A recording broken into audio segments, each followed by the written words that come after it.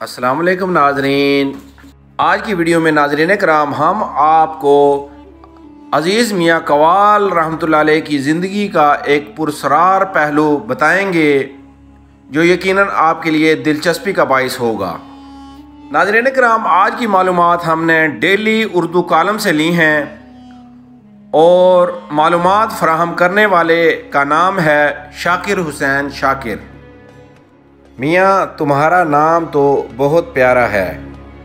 हम तुमको सुबह शागिर्दी में ले लेंगे और जहाँ तक मुमकिन हो अपना इल्म तुमको मुंतकिल करेंगे। ये बात कहते ही मौलाना न्याज़ी ने अपनी शागिर्दी में लेने के लिए दो शराइत आयद कर दी। कुछ लम्हों के लिए अज़ीज़ मियाँ के पैरों तले ज़मीन सरका दी। उन्होंने कहा, मेरी शागिर्दी की शर्त यह है कि मेरी सोहबत में आने से कबल एक रात उस बाज़ार में गुजारेंगे। अगर तुमको मेरी ये शर्त कबूल है तो मेरे यहाँ रहो, अगर कबूल नहीं है तो मेरे यहाँ मत तशरीफ़ लाना। अब उन्होंने अज़ीज़ मियाँ को हुक्म दिया, चलो अपना सामान उठाओ और मुझे दिखाई ना दो।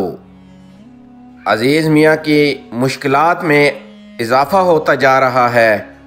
लाहौर से रवाना हुए तो मियाँ मोहम्मद यासीन ने कहा कि अगर मौलाना अब्दुल सलाम न्याज़ी से इल्म ना हासिल कर सको तो लाहौर वापस ना आना। रास्ते में जमना पड़ता है।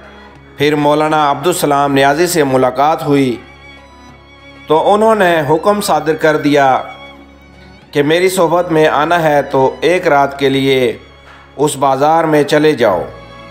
अज़ीज़ मियाँ ने अपना असबाब उठाया और बाज़ार हुसन की तलाश में निकल पड़े। एक रिक्शा लिया, उसे कहा शहर के किसी भी कोठे पर ले चलो। रिक्शे वाले ने चंद लम्हों बाद उन्हें एक बड़ी इमारत के सामने ड्रॉप किया। 3 मंजिला इमारत के आगे लंबूतरा बरामदा था। पूरी इमारत पर एक एक कमरे के बेशुमार फ्लैट बने हुए थे। बकौल रिक्शे वाले के पूरी इमारत में तवाइफें रहती थीं। अज़ीज़ मियाँ के एक हाथ में अटैची केस जबकि बगल में बिस्तर था। पहले ग्राउंड वाले कमरों का जायज़ा लिया। हर कमरे में तवाइफें बनी सजी बैठी थीं। पहली मंजिल पर जाने के लिए सीढ़ियों का रास्ता इख्तियार किया।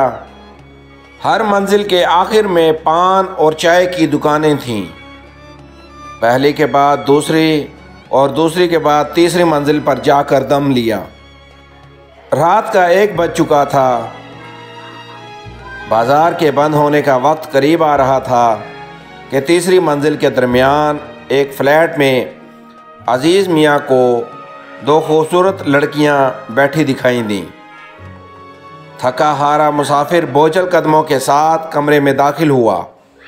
कालीन पर एक हारमोनियम और एक तबला सजा हुआ, लेकिन कोई साजिंदा मौजूद ना था। अज़ीज़ मियाँ ने अपनी जेब की तरफ हाथ बढ़ाया, पर्स निकाल कर लड़कियों के सामने रख कर गाने की फरमाइश करके सर झुका कर बैठ गए।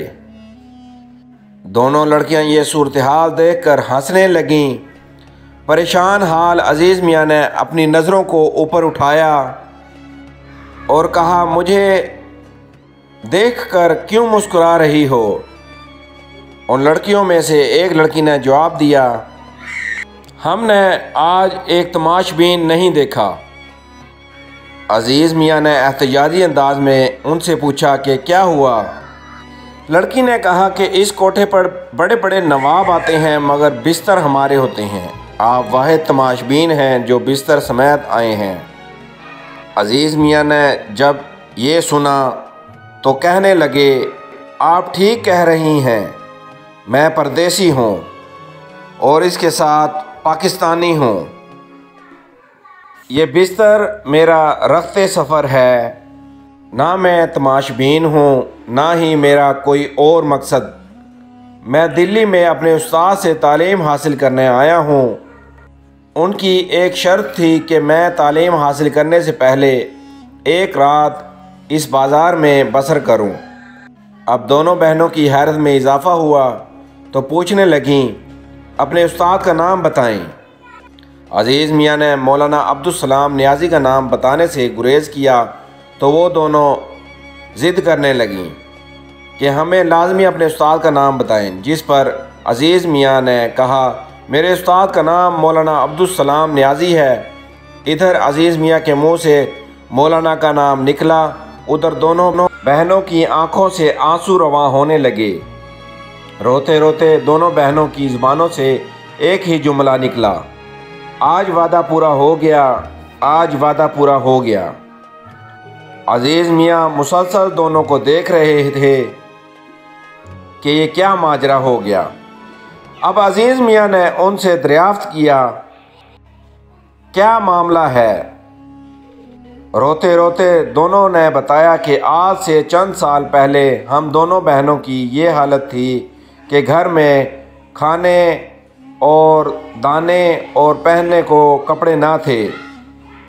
ہم مولانا کی خدمت میں درخواست گزار ہوئیں، اپنا مسئلہ بیان کیا اور دعا کی درخواست کی۔ حضرت نے ہمارے حق میں دعا فرمائی اور نصیحت کی کہ تمہارے پاس 3 آدمی آیا کریں گے، تم کو صرف ان کو اپنا گانا سنانا۔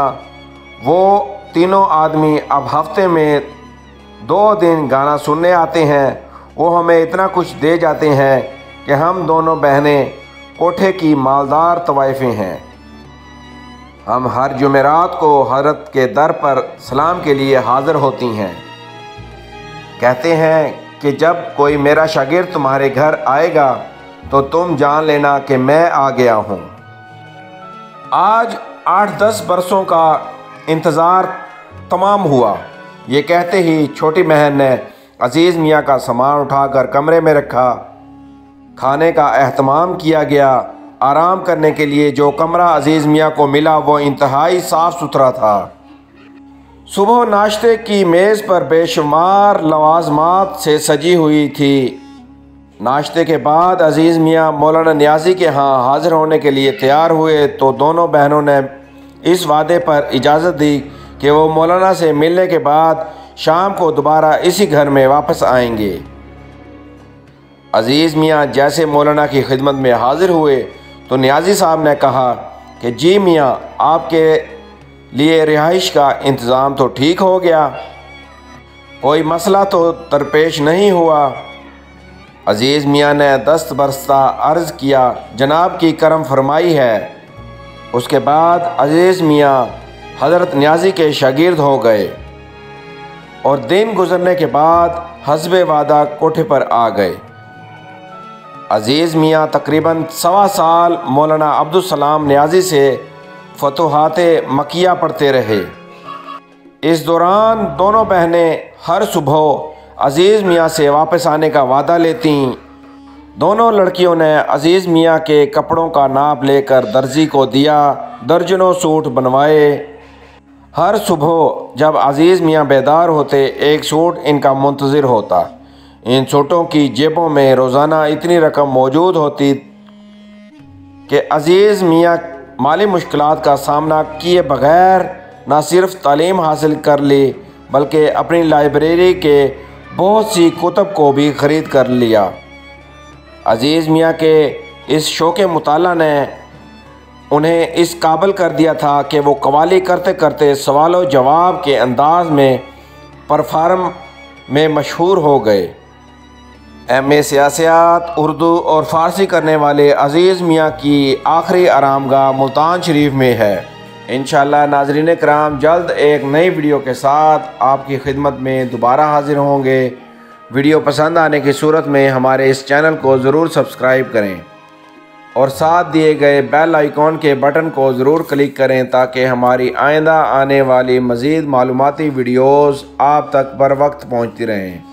اور ہماری آپ سے پرزور اپیل ہے کہ ہمارے اس چینل کو اپنے دوستوں عزیزوں کے ساتھ بھی شیئر کریں تاکہ ان تک بھی یہ مفید معلومات پہنچتی رہے۔ انشاءاللہ عزیز میاں کی ایک نئی ویڈیو کے ساتھ جلد آپ کی خدمت میں دوبارہ حاضر ہوں گے۔ دعاؤں میں یاد رکھیے گا، اور ہماری گزارش ہے کہ جب بھی آپ اکیلے ہوں تو حضور نبی کریم رؤوف الرحیم صلی اللہ علیہ وسلم پر درود پاک پڑھتے رہا کریں۔ اللہ نگہبان۔